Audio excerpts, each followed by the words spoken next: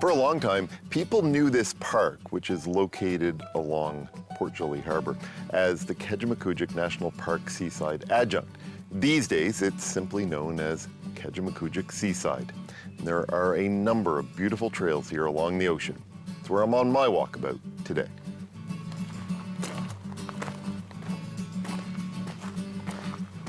The main Keji National Park is about 75 kilometers north of here, covering just over 400 square kilometers, and it was established in the late 1960s.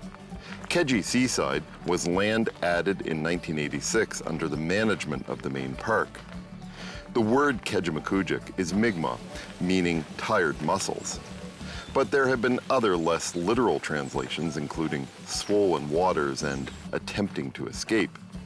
Any of those definitions could easily refer to the use of the lakes in what is now the park, as well as nearby rivers for canoeing by the Mi'kmaq.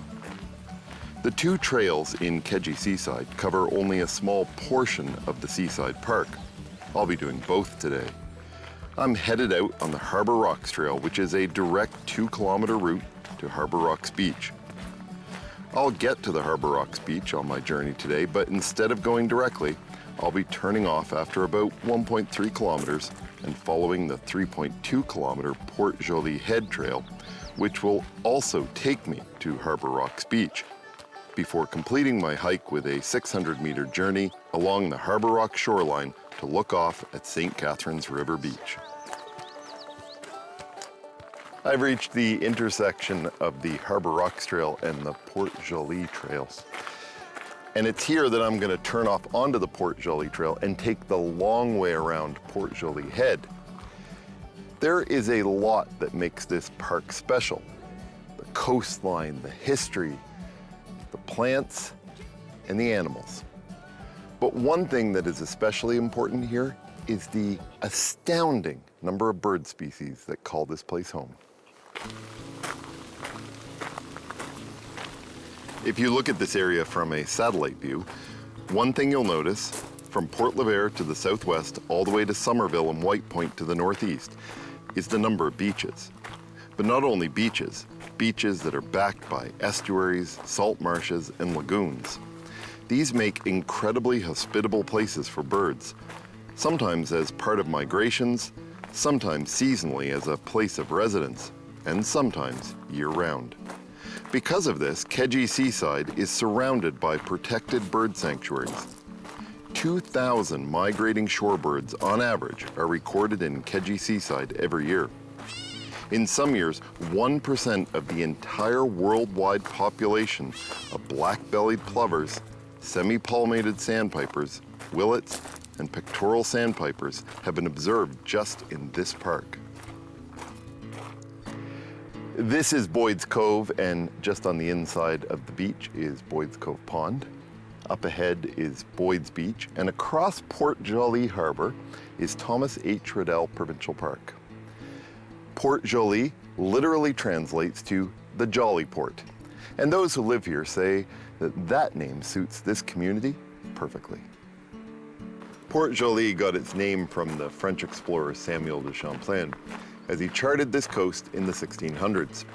This part of his journey started in 1604, when after a 3-week trip from France, they saw a cape which reminded them of a place in Normandy and called it Cape de la Hève.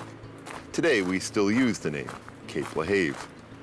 That is some distance northeast of here, but he started making his way southwest, naming a little river Petite Rivière, and then continuing down to today's Liverpool, which he named Port de Rossignol, and then on to Port au Mouton, now Port Mouton.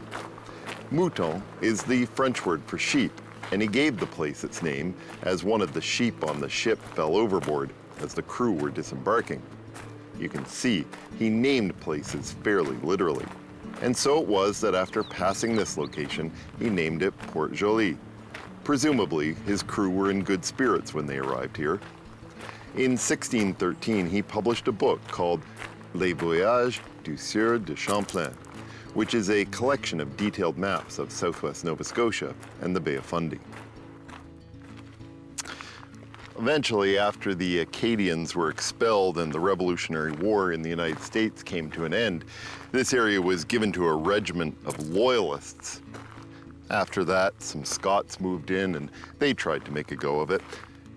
This area has so much history from the Mi'kmaq right up to the modern day. And today, this area is part of the UNESCO Southwest Nova Biosphere region.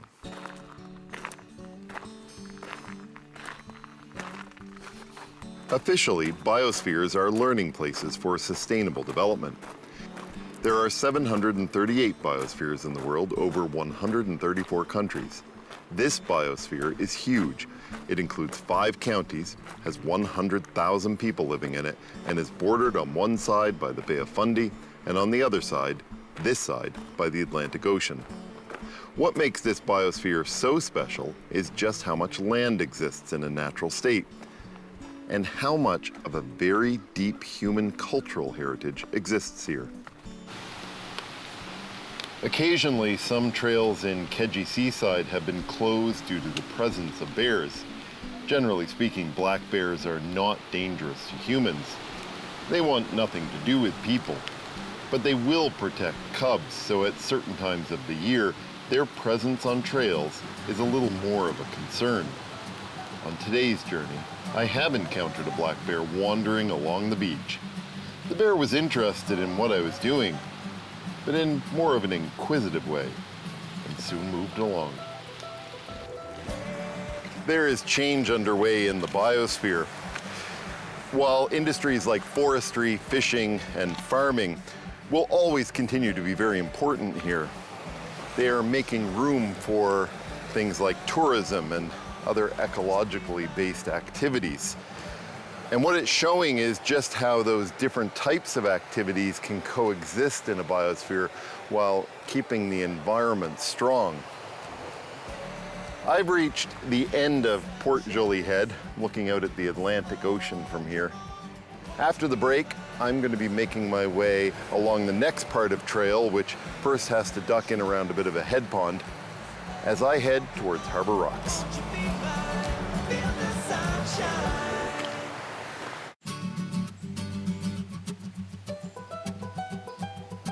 I'm at Keji Seaside on Nova Scotia's South Shore. I started today's hike by traveling the trails on the southwest side of this park, which run along Port Joli Harbour. I've rounded Port Joli Head, and now I'm on my way to McLeod's Cove and St. Catharines River Bay. I'm entering a portion of the park that at one time in its history was subject to some intensive farming. A small number of families attempted a combination of farming and fishing on this land. Part of the Harbour Rocks Trail, which I started my journey on, and which I'll continue on later, was actually the St. Catharines River Road and shows up on maps dating back to 1861. That road, combined with less official routes, possibly including the route that I'm on now, connected to various farms. Old foundations appear throughout this portion of the park and are some of the best evidence of the human occupation here during the 19th and 20th centuries. At one time, the smaller farms in this area were consolidated by the Kinney family into one larger farm. That farm was called the St. Catharines River Farm, and it included a flock of over 1,000 sheep. This is called Cameron House, and this is the spot where a Scot came over, his name was Cameron of course, to work on that farm in 1912. Farming here was important for survival, but it actually caused a lot of damage. Salt marshes were drained, putting the land at greater risk of flooding and disrupting the natural ecosystem. Those sorts of activities wouldn't likely have been recognized as harmful in the 19th century, but are among many factors which have contributed to some species, like the piping plover, becoming endangered as their habitat has been reduced. After I left Cameron House, I was walking around the edge of McLeod's Cove, and I've stopped here at what is called a coastie. It's kind of a funny name, but it's actually a serious project. It's a project of both Parks Canada and the University of Windsor. There are 2 of these in the park, as well as some at some other national parks. And the point here is You line your camera up and you take a photo of the coastline, and people then share these photos on social media and through a web portal. And by doing so, Parks Canada and the university are able to monitor coastal change. The fog has rolled in, so you really can't see much offshore at the moment. But on a clear day, you would be able to see Little Hope Island. And if you would look closely, you would see what remains of its lighthouse. That lighthouse was built in 1865, and believe it or not, someone lived on the tiny island that's out there, manning it until 1950. With a name like Harbour Rocks, and with fog like this, it's probably no surprise to learn this is a dangerous coast at times. And there were at least 5 major shipwrecks here in the 1800s. To this day, pottery still washes ashore from one of the wrecks. The lighthouse helped prevent many other potential disasters over the years in the storms that pound this coast. But it was no match itself for Hurricane 1 in 2004. It was badly damaged in that hurricane and ultimately, in a weakened state, toppled in a winter storm only a few months later, ending 138 years of standing watch. I'm just headed past Isaac's Harbour here and on my way to Harbour Rocks Beach. Now, one of the things that you sometimes see at this time of the year is people in dories raking up seaweed. Well, rest assured, they are not cleaning out the ocean. During the very lowest tides of the month, some people living in the coastal communities near here harvest Irish moss and rockweed. It's a traditional harvest and one which is more important to your life than you may imagine. Carrageenan is extracted from those plants and used as a thickener in things like toothpaste and chocolate milk. It's also used in makeup. The plants are also used in liquid fertilizer. So next time you have a swig of chocolate milk, remember part of what you're drinking may have come from the ocean. This intersection is where I rejoin the Harbour Rocks Trail that I started on at the very beginning of my hike before the break. This trail will now take me to Harbour Rocks Beach, which is where I'm headed. Now, these beaches with the free park access and before that the farming and hunting over the years have allowed humans easy access to the area, and with that has come conservation concerns. The beaches here, popular with the piping plover, have at times been trampled. It's not so much that people intentionally destroy nests, but that the nests are so small and people, vehicles, and pets accidentally crush the eggs. Hunting in this area was also popular for a long time, which led in part to the establishment of this park and the migratory sanctuaries in an effort to ensure populations of birds were not decimated. It's an ongoing challenge, and it's unlikely that anyone, visitors, hunters, or residents, want to see the animal populations endangered. Sometimes, people just don't recognize the impact of their actions. Much in the same way the forest and bog areas of this park are home to many species, the shoreline and the waters along this area are full of animals, in addition to the shorebirds. A number of seal species play along the rocks here, fishing and sunning themselves. Harbour and grey seals are the most common here. Harbour seals are found throughout the temperate waters of the northern hemisphere on both the Pacific and Atlantic coasts. There are somewhere in the range of 350,000 to 500,000 harbour seals worldwide now, which is something, given that at one point in history, the species was almost wiped out due to hunting and bounties. Grey seals are sometimes called the true seal. Their Latin name translates into English as the hooked-nosed sea pig.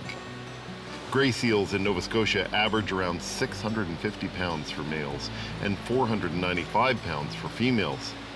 The largest colony anywhere in the world is found on Sable Island. During the summer months, many of those seals come to coastal areas like this. In front of me is St. Catharines River Bay. And behind me, over my shoulder, well, that's St. Catharines River Beach. Behind that beach, there is an estuary, and into that estuary, St. Catharines River flows.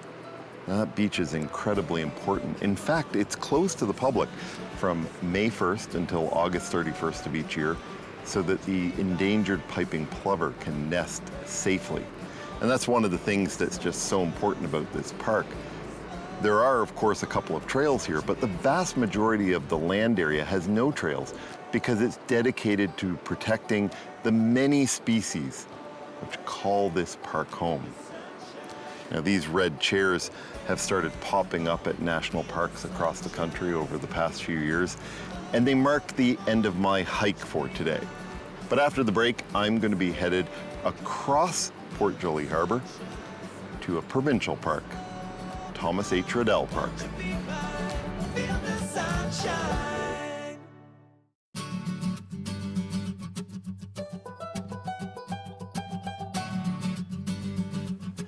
Across Port Joli Harbour from Keji Seaside, there is a park named for Canadian writer Thomas H. Raddall. It covers 1,600 acres and includes a campground, hiking trails, historic sites, and beautiful beaches. Thomas H. Raddall Provincial Park. It's where I'm on my walkabout today.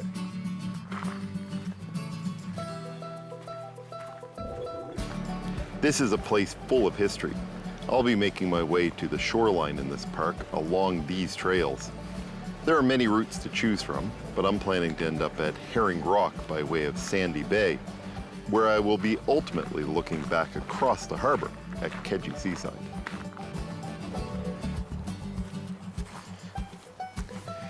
This is MacDonald House, and it was built by the ancestors of Alexander MacDonald. Alexander MacDonald's family and his descendants lived in this area for 200 years. The foundation and cemetery associated with Alexander himself can still be found actually in this area. He was one of the very first European settlers in this area in 1786. That was 184 years after Samuel de Champlain gave the name to the harbour, Port Joli.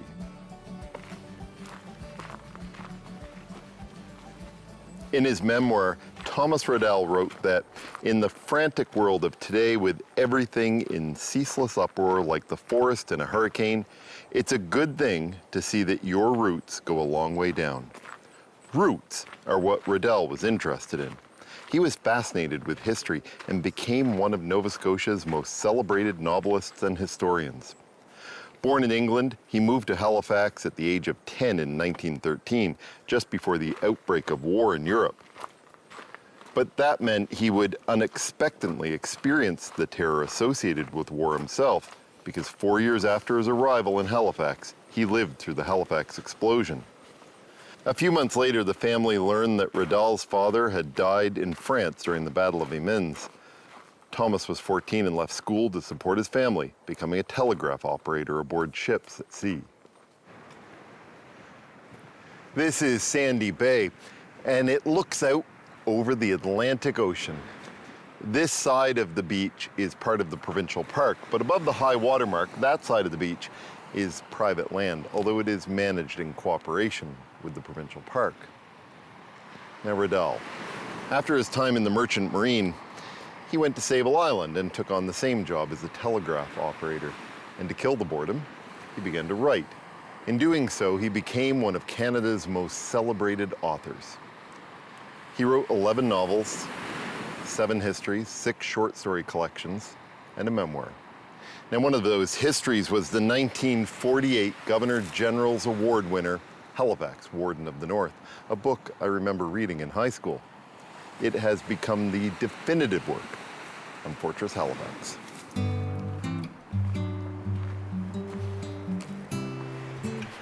You would be forgiven for wondering why a man from Halifax ends up with a park on the South Shore named for him.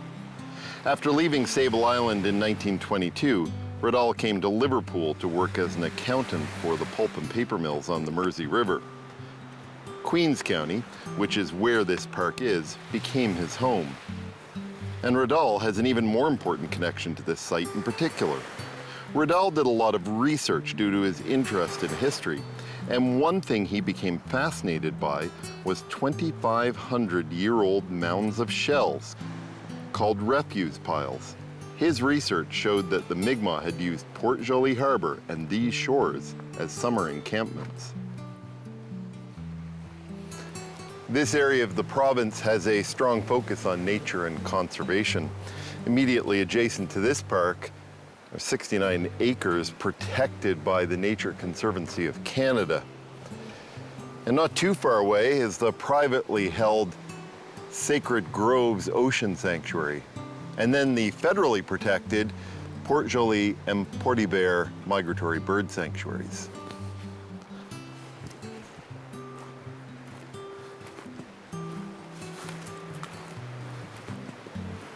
This part of the province is a popular place for bird watchers, as you might guess, with 2 bird sanctuaries nearby.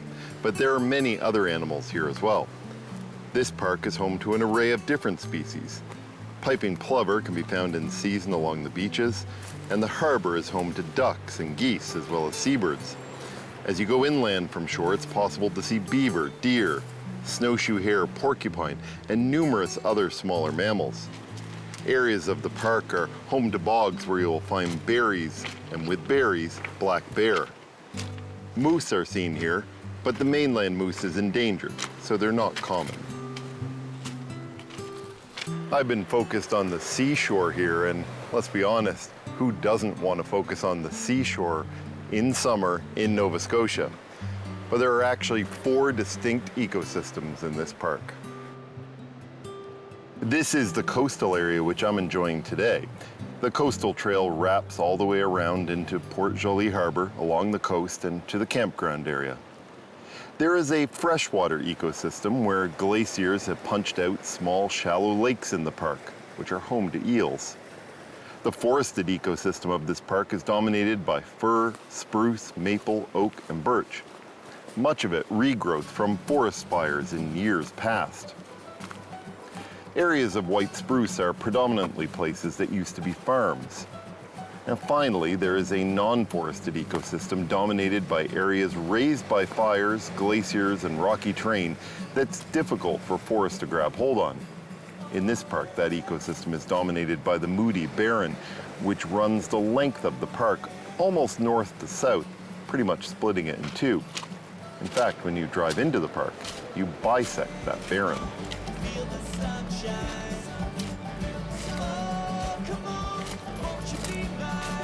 This is simply called the Cove. And over there, well, that's Keji Seaside, where I was earlier. Now, if you were to head further in Port Joli Harbour, you would reach the campground that exists here, as well as some more trails, and what was, at one time, a busy and active fishing port. Thomas Raddall once wrote that life is only meaningless if you allow it to be. And I think it's pretty hard to let it become meaningless when you're out enjoying your walkabout.